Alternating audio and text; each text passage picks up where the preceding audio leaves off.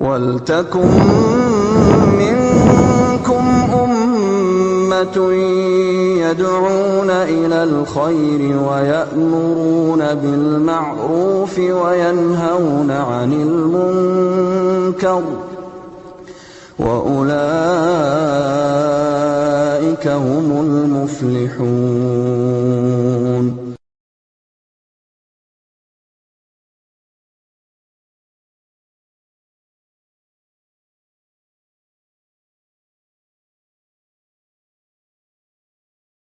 والذين إذا فعلوا فاحشة أو ظلموا أنفسهم ذكروا الله فاستغفروا لذنوبهم ومن يغفر الذنوب إلا الله ولم يصروا على ما فعلوا وهم يعلمون أولئك جزاؤهم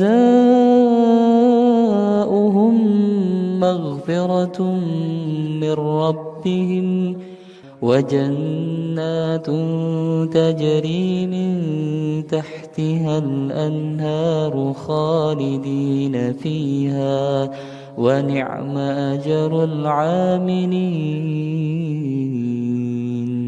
Assalamualaikum warahmatullahi wabarakatuh.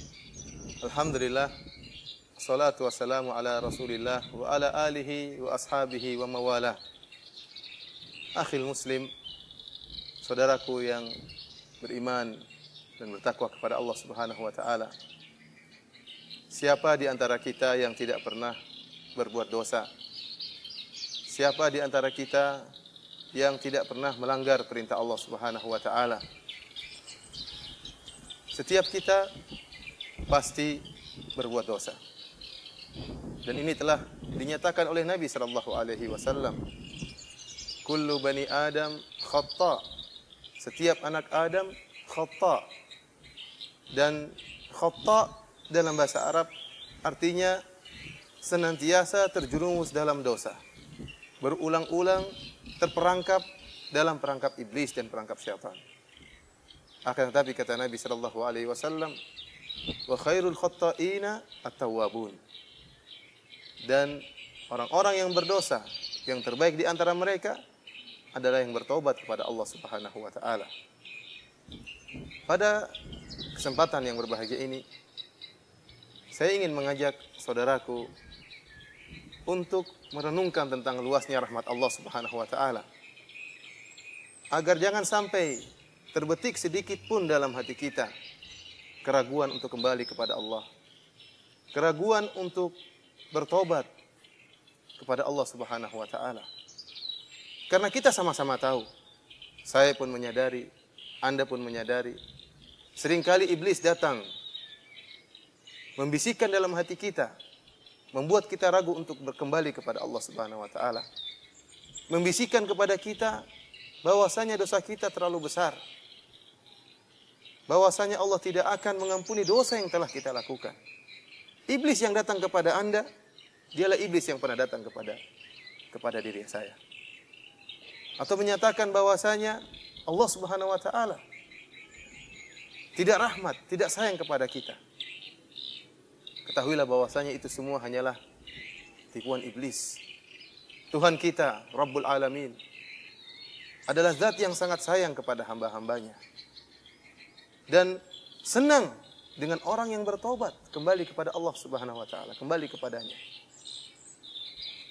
Sampai-sampai dalam satu hadis Nabi sallallahu alaihi wasallam bersabda, "Lau lam tuznibu la dhahaballahu bikum, thumma jaa'a biqaumin yuznibun fayastaghfiruna Allah fayaghfirullahu lahum." Kalau seandainya kalian tidak berdosa, maka Allah akan menjadikan kalian musnah. Akan membuat kalian hilang. Kemudian Allah akan mendatangkan suatu kaum yang mereka berdosa. Kemudian mereka beristighfar, bertobat kepada Allah. Kemudian Allah akan mengampuni mereka. Lihatlah hadis ini. Ternyata Allah Subhanahu wa taala senang dengan hamba-hambanya yang bertobat, yang kembali kepada Allah Subhanahu wa taala. Oleh karenanya kenapa kita ragu? Kenapa saya dan Anda ragu tatkala kita terjerumus dalam kesalahan? Untuk bertobat kepada Allah, untuk mengucapkan astaghfirullahal azim. Astaghfirullahal azim. Kenapa kita mesti ragu? Saya akan mengajak kita merenungkan tentang luasnya rahmat Allah Subhanahu wa taala.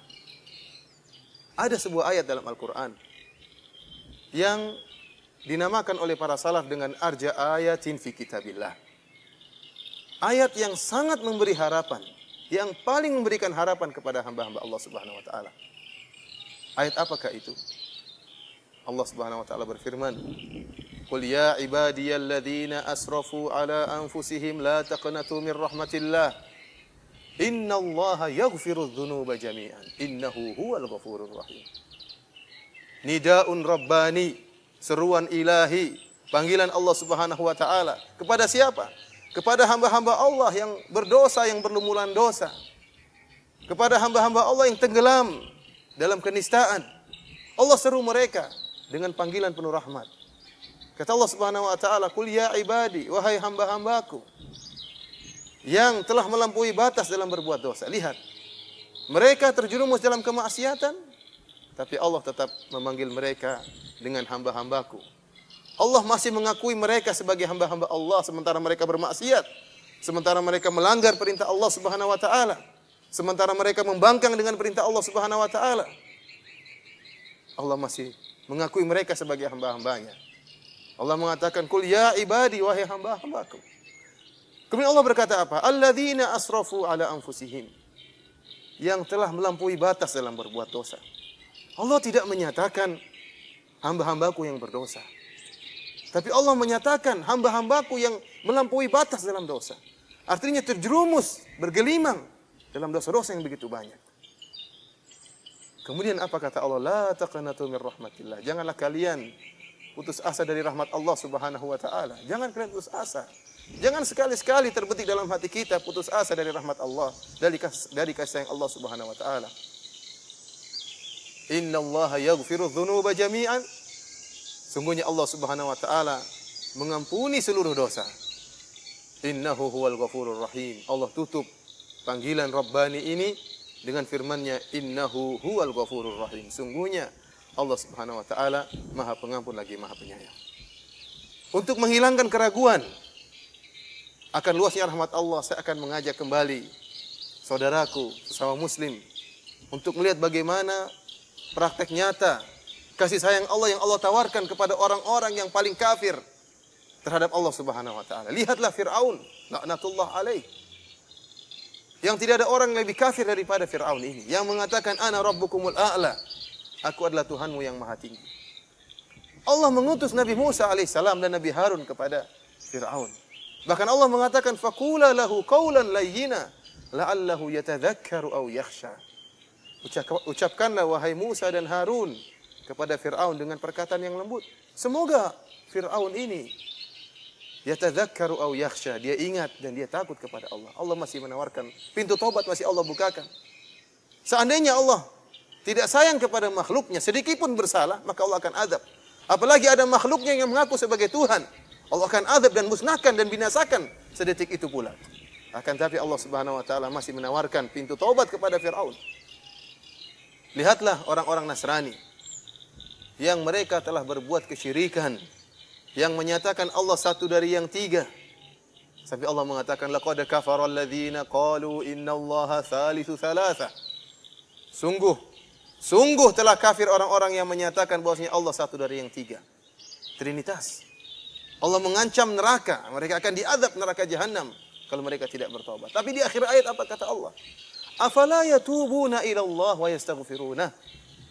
Apakah mereka tidak bertobat kepada Allah dan kembali beristighfar kepada Allah Subhanahu wa taala?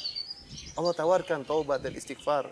Pada siapa? Kepada mereka orang-orang yang berbuat syirik, yang telah mengucapkan kalimat yang buruk tentang Allah Subhanahu wa taala, menyatakan Allah punya anak, menyatakan Allah satu dari yang tiga. Namun Allah masih tawarkan taubat kepada mereka.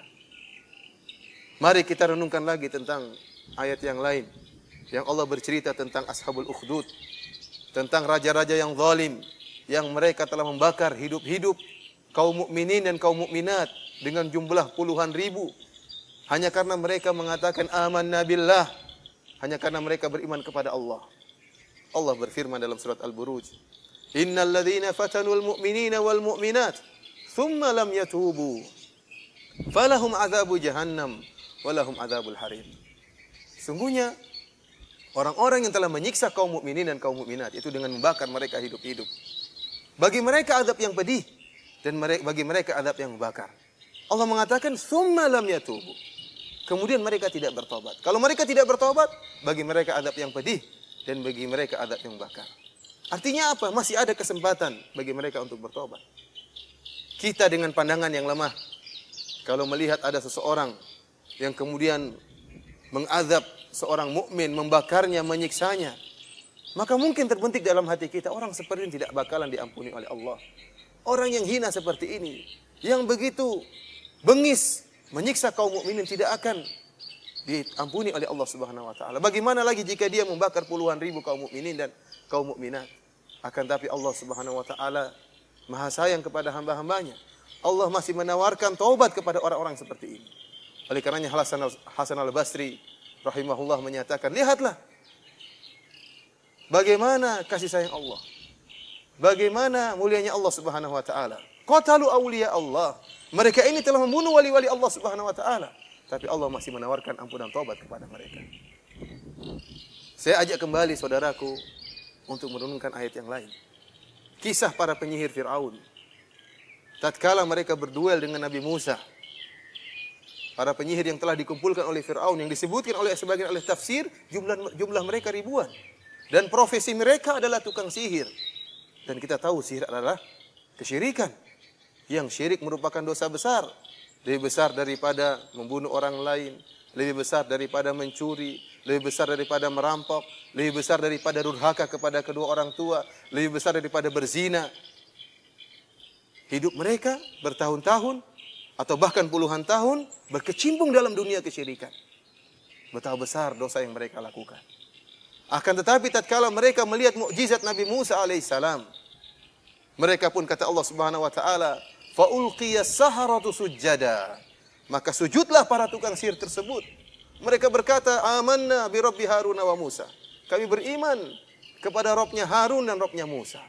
Mereka beriman langsung kepada Allah dalam waktu sekejap di siang hari. Sementara sebelumnya puluhan tahun mereka berkecimpung, terjerumus dalam syirik. Syirik sudah mendarah daging dalam hati mereka, dalam darah mereka, dalam daging mereka.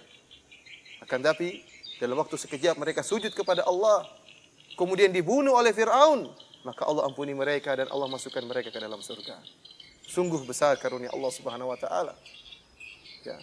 Begitu banyak dosa-dosa, sebanyak buih di lautan, hapus seketika, sekejap dengan sujud sekali yang mereka lakukan kepada Allah Subhanahu wa taala. Lihat pula kisah tentang pembunuh 100 nyawa yang Rasulullah SAW kisahkan kepada kita, agar kita tidak ragu untuk kembali kepada Allah. Seorang yang sangat bengis dan temperamental, begitu mudah marahnya. Tatkala dia telah membunuh 99 orang, kemudian dia bertanya kepada seorang yang ahli ibadah, apakah saya masih bisa diampuni oleh Allah Subhanahu wa taala? Ahli ibadah ini yang tidak memiliki ilmu, dia memandang dengan perasaannya, dia menilai dengan hatinya. Dia mengatakan orang seperti engkau tidak akan diterima oleh Allah, taubatnya oleh Allah Subhanahu wa taala. Bagaimana mau diterima sementara engkau telah membunuh 99 orang? Akhirnya orang ini pun marah dan menyembelih, memenggal ahli ibadah ini. Kemudian dia ditunjukkan kepada orang yang alim. Maka orang alim tersebut ditanya oleh pembunuh, ya, 100 orang ini, apakah saya masih bisa diterima taubatnya oleh Allah Subhanahu wa taala? Orang alim tersebut memandang dengan ilmu, dengan basirah, maka dia mengatakan bisa. Pintu taubat masih terbuka oleh Allah Subhanahu wa taala. Maka orang ini pun pergi ke daerah di mana banyak orang beribadah kepada Allah, kemudian dia meninggal dunia. Kemudian Allah masukkan dia ke dalam surga. Lihat betapa luasnya rahmat Allah Subhanahu wa taala. Oleh karenanya wahai saudaraku, kita semua pernah berdosa. Baik dosa yang dilihat oleh orang banyak, baik dosa yang diketahui oleh orang lain, atau dosa yang hanya kita sendiri yang tahu. Hanya Allah yang melihat kita. Hanya malaikat yang mencatat dosa-dosa kita.